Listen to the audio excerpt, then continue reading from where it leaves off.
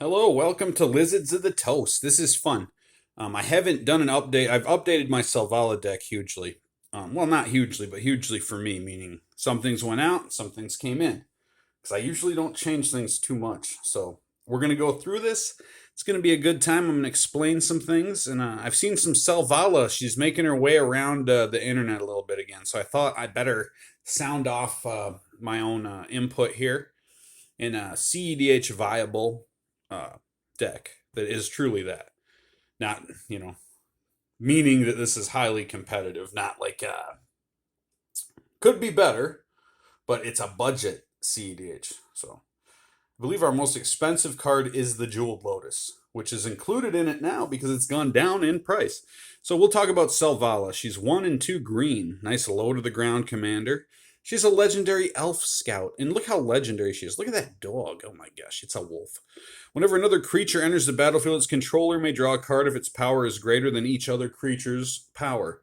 So that's good for us. It's good for our opponents too, and it also is an incentive not to remove Selvala, although anybody in the know will remove Selvala anyways. But this second ability here, 1 green tap at X mana and any combination of colors where X is the greatest power among creatures you control. So we're not looking to have some giant army of giant creatures. We just want a couple. And what we want to do is go infinite. So getting started into the deck. Oh, we're going to need some beast tokens. You know we will. Oh boy. Get out of here. All right, so getting started. We have 1 planeswalker. I see other decks that have a lot of planeswalkers. Not what I'd recommend, because this guy just has one job. His job isn't even to be a planeswalker. His job is to hit the battlefield and be gone from the battlefield, because all he's going to do is draw cards equal to the greatest power among creatures you control. So he's just going to draw us a bunch of cards. That's what Garrick does. I don't see a worm token army in the future. So there's that. Now we'll get into the creature base, which is pretty slim for a Selvala deck. We have Al the Shep here for 1 green. We have the Elf Shaman. Allosaurus Shepherd can't be countered. Green spells you control can't be countered. So for 4 and 2 green, you get sometimes even a dinosaur, Tony. Until end of turn, each elf creature you control has base power and toughness 5/5 and becomes a dinosaur in addition to its other creature types. So can it be done? It can. It's funny, it's neat, I know, but pretty much this is a nice cheap replacement for mana cheap for the Prowling Serpapard. Pard? Alright, so we get our 1-drops here. We're going to get a nice little organized thing here, so we're going to bring it down and talk about it in the next video. So we have Arbor Elf, untap target forest. Very obvious drop in there, because we're going to want to untap things. That's the whole point of this, is untap for infinite. Boreal Druid. Add 1 to the mana pool. It's an elf. So quickly you'll see, now we have Delighted Halfling, not an elf. I never have ran Birds of Paradise in here because it's not an elf. This is not an elf, but this is better than birds because you can add 1 mana of any color, spend the mana only to cast a legendary spell, and that spell can't be countered. So this is wonderful for casting our commander, tapping and untapping. We have other legendary things we're going to want to be casting, so nothing wrong in that department. Just like Elvish Mystic, it's an elf. Add 1 green to the mana pool. So we're going to untap that. Like Findhorn Elves and Llanowar Elves. So look at that. Mana dorks for days. Absolutely do not miss or want a Birds of Paradise in here. Not good for our deck. Quirion Ranger. So for another elf here, return a forest you control to its owner's hand and tap target creature. Use this ability once each turn. So this is a powerhouse in this deck. Because that untap. Wirewood Symbiote. Return an elf you control to its owner's hand and tap target creature. Play this ability only once each turn. So this is great for us because we're going to have a lot of elves. Now, that'll round out that kind of untap. We're going to get out of our 1-drops. And as we're moving into... Moving into our 2-drops, we have Duskwatch Recruiter. I'm not even going to pop this out of here and show you what's on the other side, because it doesn't really matter. Again, 2 and a green. Look at the top 3 cards of your library. You may reveal a creature card from among them and put it into your hand. Put the rest in the bottom of your library in any order. So Duskwatch is going to allow us to pull cards off the top. We're going to have infinite mana anyways, so we can keep doing that to play our entire deck. And that's what Duskwatch does. At the beginning of each upkeep, if no spells were cast last turn, transform Duskwatch. And just for anybody that may not be familiar, you have the Kralin Horde Howler. The Kralin Horde Howler, boy. Creature spells you cast cost 1 less to cast. At the beginning of each upkeep, if a player casts 2 or more spells this last turn, transform Kralin Horde Howler. So, probably not going to happen. So this guy doesn't have to worry about being a werewolf because we're going to hope that doesn't happen to him. We got Fauna Shaman because it's a budget deck and we're not running Survival of the Fittest. In our playgroups, we do not play gold bordered cards. So no Survival of the Fittest. But it's an elf. And interestingly enough, let's see. Let me get organized, Tony. Come on. So it's an elf. You can pay 1 green. You can't do this right away. Has Summoning Sickness. Pay a green, tap, discard a creature card, search your library for a creature card, reveal it, put it into your hand, then shuffle your library. So that's going to be great to get our secret commander pieces. Priest of Titania. Not necessarily like a cheap mana producer, but add green to your mana pool for each elf in play. Play this ability as a mana source. Selvala is going to be countered. We're going to have elves in play. This is an excellent way to recoup some mana. And here we go. Scrib Ranger, 1 and a green, flash. You may play this spell anytime. You can play an instant. Flying, protection from blue, which is interesting for a fairy. Return a forest you control to its owner's hand and tap target creature. Play this ability only once each turn. See where this is going here? You don't need a bunch of giant creatures, just a couple. Heck, you don't even need a giant creature. Just a decent amount of mana to tap and untap and untap. So we're going to be doing that to play our deck, essentially. So Storm players would love this. We have Scrib Ranger, so that is a wonderful card in here. Definitely, even though it's not an elf. The Elvish Spirit Guide here, we're moving into our 2-drops, or our 3-drops. Pardon my French. If Elvish Spirit Guide is in your hand, you may remove it from the game to add 1 green to your mana pool. Play this ability as an interrupt. But this card is so powerful to be played as a creature, we're always going to be paying this. We would never dream of exiling this for 1 green mana. I'm kidding, that's the only thing this does in the deck. That's the only thing it does. And that's true. We have Eternal Witness. Now this is the wonderful partner of Kogla the Titan Ape. When Eternal Witness enters the battlefield, you may return target card from your graveyard to your hand. My goodness, the loops, Tony. That's right, dude. That's exactly right, Tony. A lot of loops. We have right here, Phyrexian Soul Gorger. 3, you got an 8/8. So that's going to be netting us 5 additional mana, basically. We don't care about the cumulative upkeep. We just want that 8 mana. Now, this is in the place of a Phyrexian Dreadnought, which you could run in the deck. I used to run one, and it seemed like I never picked it up, to be honest. I still have one. It's all chewed up. I'd kind of be embarrassed. It's like... But I don't run one in here because I like it budget. And if I was hitting it all the time, it'd be one thing, but I just found like if I didn't get it turn 1, turn 2, it was kind of a dead drop because there's so many other ways to get that infinite loop going for that mana. So we got the Soul Gorger, 3-drop there. The Beast Whisperer. So this guy's interesting. It's a 4-drop. Whenever you cast a creature spell, draw a card.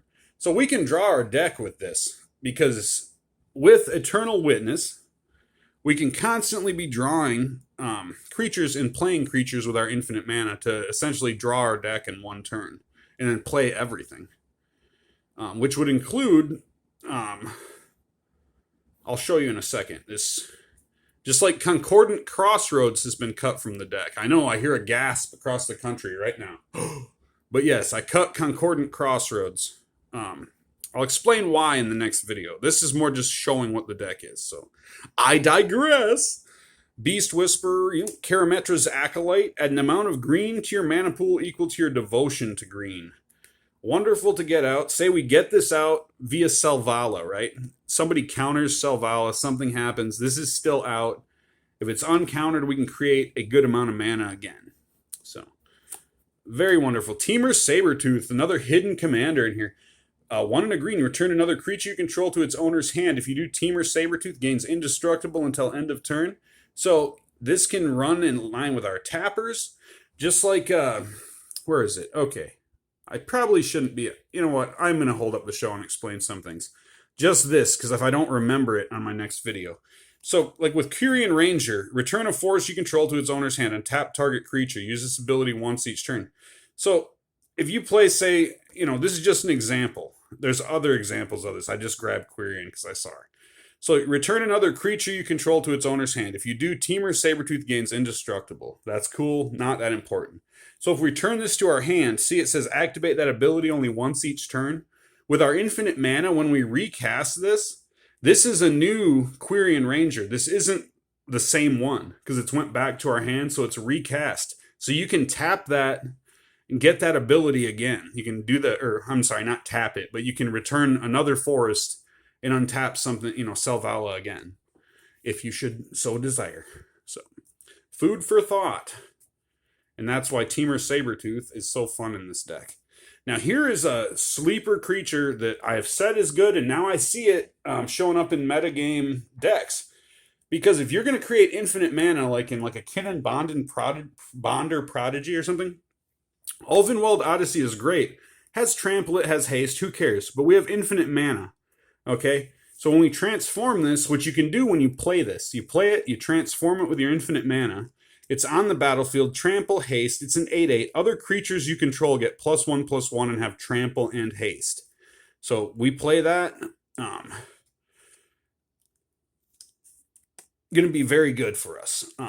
Similarly, too, with Concordant Crossroads, why I ran it in the deck, it wasn't doing for me what I had wanted it to do. In fact, I'd found that it was hurting me more than helping me. So, Ulvenwald Oddity I like in this particular deck because it's a big creature. When we transform it, it's an 8/8, gives the things trample and haste, and 1/1. Definitely love it. Ashaya, here's another secret commander of the deck. Soul of the Wild, 3 and 2 green. Ashaya, Soul of the Wild's power and toughness are each equal to the number of lands you control. Non-token creatures you control are forest lands in addition to their other types. So think about that for a second.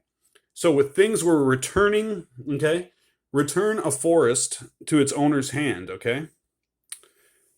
If our creatures are going to be forest lands in addition to their other types, we can return our creatures to our hand and recast them, looping them with infinite mana. So this is another way to loop Eternal Witness. I mean, look at that. And here's one interesting card that you'll see. The next two cards are probably unique to my build. I run Defiler of Vigor for 3 and 2 green. So it's 5. We get a 6/6. It has trample. As an additional cost to cast green permanent spells, you may pay 2 life. Those spells cost 1 green less to cast if you paid life this way. This effect only reduces the amount of green mana you pay. Whenever you cast a green permanent spell, put a 1/1 counter on each creature you control. So, this is wonderful. We can pay life, that's fine. That's good. Very good in a pinch, too. If something happened, if our win con got disrupted, we rebuild a board state and get this out. That's wonderful to rebuild a board state. And it being a 6/6, it can survive certain types of, board wipes that are going to give -1 counters, bolts, things like that. So this is a good piece in here. I definitely love it. Now the next card, you will scratch your head. But I promise you right here, in my play groups, this card is hated. And it always comes up. It's always in my hand, always useful. I swear, I mean, new people to the channel watch my videos. I'm not a Timmy, sir. And this card, okay, it's a 10/6 for 5. All creatures able to block Nessian board do so. So if you have somebody with a bunch of mana dorks, blockers, whatever over there, bunch of soldier tokens, goblin tokens, I don't care if they have infinite amounts, they have to block this. So that person's not going to survive the stampede, as it were. Not to mention, it's a 5 mana 10/6.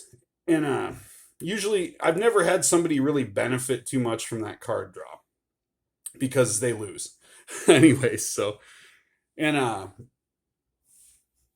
let's see here. I'll tell it. I'll show something else. But yeah, I have so many funny stories involving the Nessian boar, and it's actually my zodiac animal too. I'm a pig. It's true. That's why I don't eat pigs, because they're my own kind, and that would be wrong. So Somberweld Stag. This is an interesting card. Not one you see in every one of these. It's 3 and 2 green. Somberweld Stag enters the battlefield. You may have it fight target creature you don't control. So if we can use something like Beast Within, turn everybody's creatures into 3/3 beasts, this will fight. We can bring it in. All those permanents that Beast Within is turning into 3/3 beasts, we can wipe everybody's permanents. I know that's kind of horrible, and it's such a weird, fun, satisfying thing to do. And I've only pulled it off a few times. It's not like necessarily like a win con I strive to do, but very satisfying if you can pull it off. And there's Kogla. Look at that. We might just call him King Kong, eh? So King Kong, the Titanape. When Kogla, the Titanape, enters the battlefield, it fights up to one target creature you don't control. So we can bounce Kogla. Whenever Kogla attacks, destroy target artifact or enchantment defending player controls. 1 and a green, return target human, Eternal Witness, you control to its owner's hand. Kogla gains indestructible until end of turn. So Eternal Witness in Kogla. Now, if Kogla was King Kong, Eternal Witness would be the maiden that he carried up to the tower, because they are so good together. So Kogla carries Eternal Witness up there. And yep, that's my little story on that. So Pathbreaker Ibex. This is in here because Craterhoof Behemoth in this deck, in my opinion, is not as good as this. So when it attacks creatures you control, gain trample and get +X/+X until end of turn, where X is the greatest power among creatures you control. Definitely like this better than Craterhoof. I've never found Craterhoof to be that valuable in this deck. I think like in an elf token generating deck, like where you're trying to create like a huge board state, like an infinite amount of dudes, like tokens, things like that, I think then Craterhoof Behemoth is where you want to go. Regal Force enters the battlefield, draw a card for each green creature you control.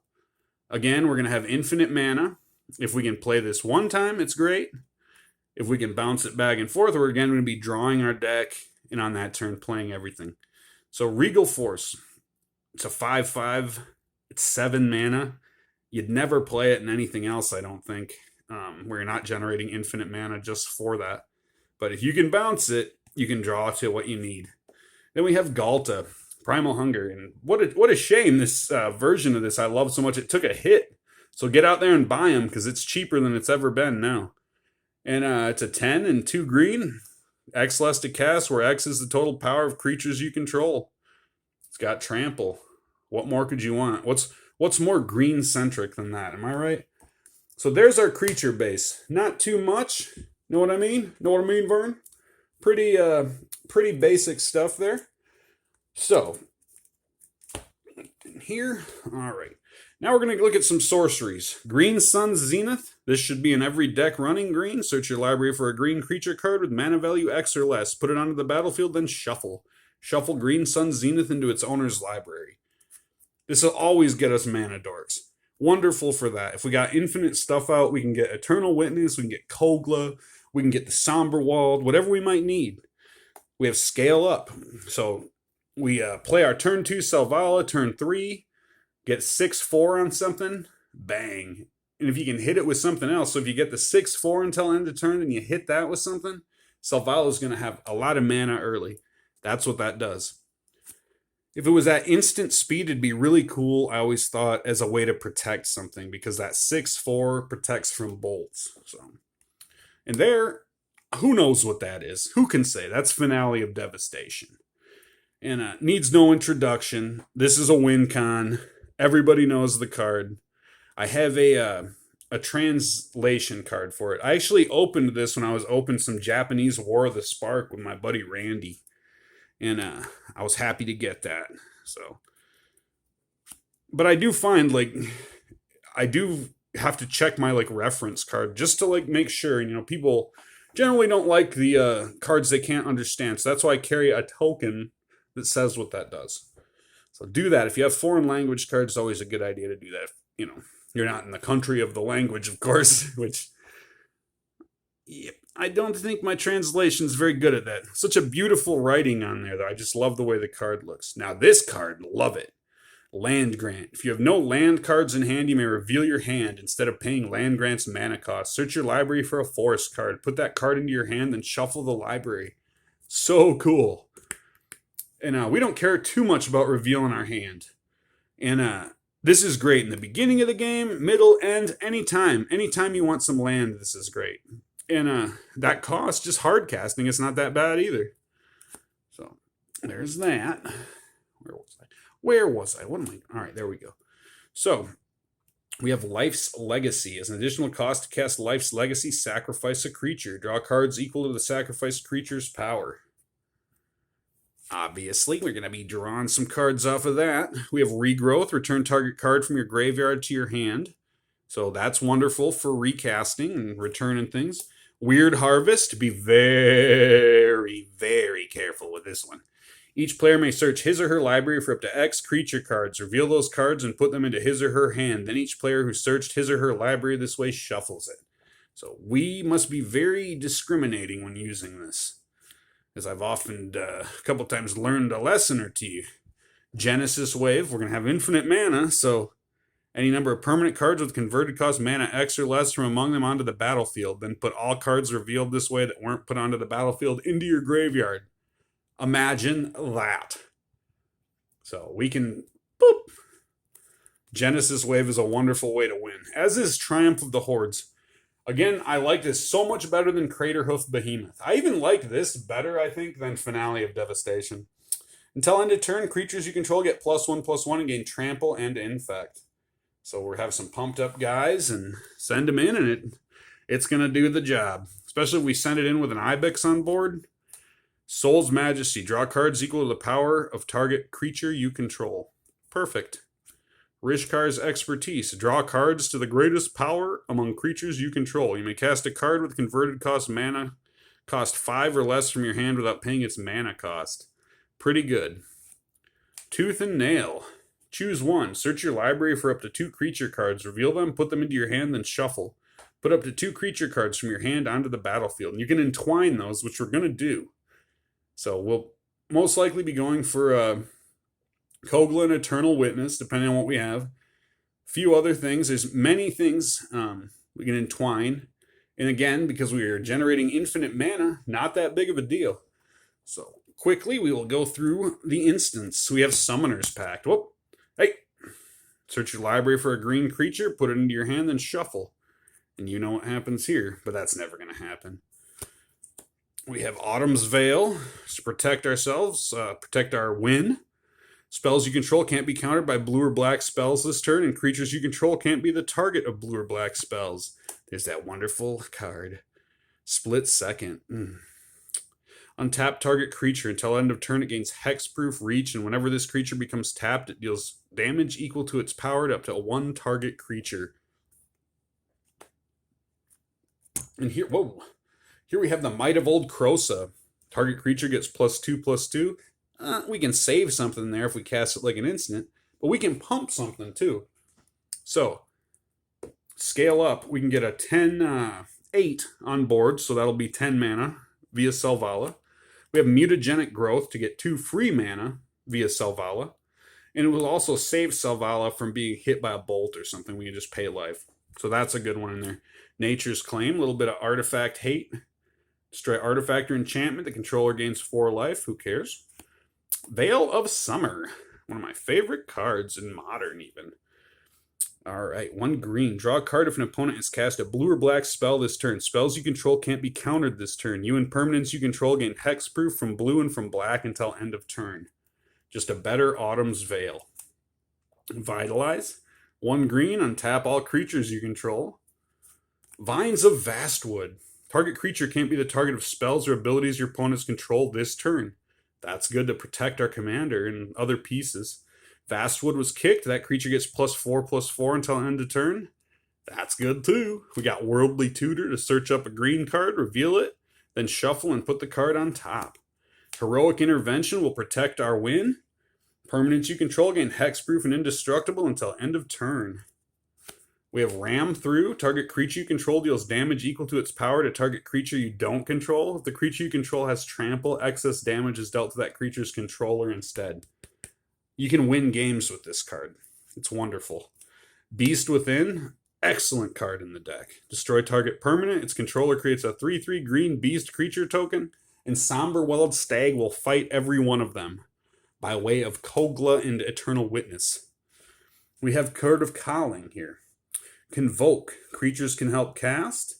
That's fine, but again, we're probably not going to worry about that too much. Search your library for a creature card with converted cost X or less, put it onto the battlefield, and shuffle that library. Invigorate. Control a forest. Rather than pay Invigorate's mana cost, you may have an opponent gain 3 life. Target creature gets +4/+4 until end of turn. We love it. Momentous Fall. Sacrifice a creature, draw cards equal to the sacrificed creature's power, then you gain life equal to its toughness. If we have Eternal Witness, we can sacrifice indefinitely, and that is so cool. All right, Shared Summons. Again, we're just going to be looking for 2 of our interactive creatures, put them right into our hand, and then play them, hopefully. Now we'll talk about the artifact slot. So we have, artifacts and enchantments. We have the Lotus. It's gone down in price, so it found its way into the deck. Lotus Petal. Add 1 mana of any color, it's free. Mox Amber. A nice free mana if we have a legendary creature. We have Soul Ring. A nice version of it there, and pretty standard. Oh, and then this is one of our untappers. So this is great in the deck. You got to play this. I'll explain how this works. It should be obvious, though. So you can begin to generate infinite mana. See that? Untap target creature. See how that works? All right. Umbral Mantle, very similar. And this is going to pump Selvala, too. So she's going to get bigger and bigger as she's tapped. And that will start to generate a lot of infinite mana quickly. Carpet of Flowers is just going to give us some ramp because there's always going to be at least an island in play by turn 2. Helix Pinnacle, special win con. It's got Shroud. Put X counters on Helix Pinnacle. At the beginning of your upkeep, if there are 100 or more tower counters on Helix Pinnacle, you win the game. Do I do it? I do. Do I win the game a lot with it? Absolutely. Love the card. We have Wild Growth, Enchant Land. Just get that additional green. Kenrith's Transformation. Enters the battlefield, draw a card. Enchanted creature loses all abilities and is a green elk creature with base power and toughness 3/3. One of the best cards in green, in my opinion. At the beginning of your draw step, you may draw 2 additional cards. You may. That's a beautiful thing. So it doesn't force you to do this. Love that. If you do, choose 2 cards in your hand drawn this turn. For each of those cards, pay 4 life or put the card on top of your library. So good. So good. Garruk's Uprising. Enters the battlefield. If you control a creature with power 4 or greater, draw a card. Creatures you control have trample. Whenever a creature with power 4 or greater enters the battlefield under your control, draw a card. So if we bounce, we can be drawing our deck. So many ways to untap and draw the deck. That's what it's about. And going infinite. And then we can kill our opponents. We can destroy their board state. Enchant Permanent. Enchanted Permanent is a colorless forest land. So this on a commander shuts somebody down. This card I almost feel should be banned in Commander. It is so brutal. I feel so bad when this is done on people that don't have a way to remove an enchantment. It's I always have something to remove an enchantment for things like that. So, Tribute to the World Tree. Whenever a creature enters the battlefield under your control, draw a card if its power is 3 or greater. Otherwise, put 2 1/1 counters on it. So this is going to be bumping our creatures. It's got the card draw. It's definitely good for the deck because it's 3 green mana cost is meant to like nerf it to decks with other colors, but that doesn't do that to us. So let's talk about our mana base. Very slim. We have Boseiju who endures. So discard Boseiju endures, destroy target artifact, enchantment, or non-basic land. Then they get to search up one. Costs 1 less to activate for each legendary you control. So that's very good for us. Nice versatility there. Castle Garenbrig enters the battlefield tapped unless you control a forest. We will. Add 6 for 4. Spend mana only to cast creature spells or activate abilities of creatures. Sure. Command beacon. Going to be very good to get around to command text. This should be in every commander deck. Precons need to have these. I don't know if they do yet, but there's our Dryad Arbor creature land. What can be said about this freakish thing? Now we'll go ahead and look at these forests. And in a fun way, in singleton format, all of the basic lands are singleton forests. So we'll go right through there. All singletons.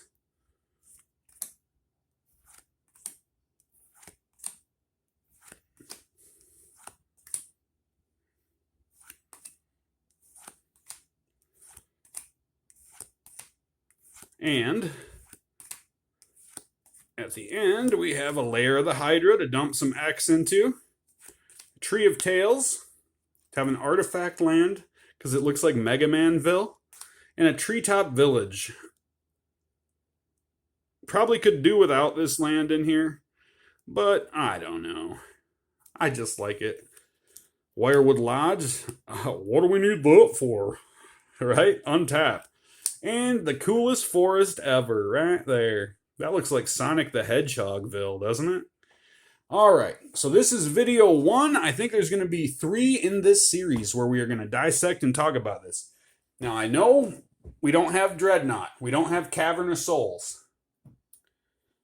But I will probably add a Cavern of Souls. In the past, I didn't feel like there was enough tribal synergy to do that.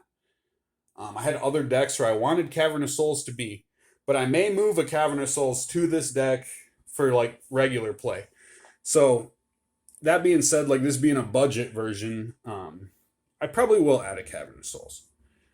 So look for that, but probably not a Dreadnought. But yeah, we'll go into this very, very interesting deck in the next video, so join me. I appreciate it. And what do you think of the green here? Don't worry, this isn't a permanent thing. We just did this for in honor of the green lady. So our classic Lizards of the Toast mat is right there. No worries, right, Tony? That's all right. All right, have a good one.